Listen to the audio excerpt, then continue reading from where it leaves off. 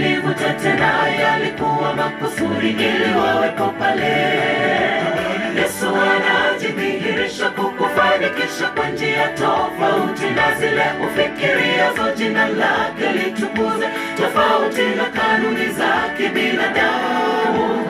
Ili bora atuvushe, tupasa kutoa mipaka, kwa sababu njia zake ni tofauti na si sawa na za kwetu. Anachohitaji ni utii.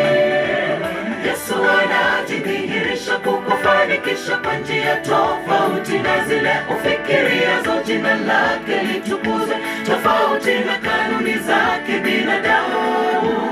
Ili bora atuvushe, tupasa kutoa mipaka, kwa sababu njia zake ni tofauti na si sawa na za kwetu. Anachohitaji ni utii.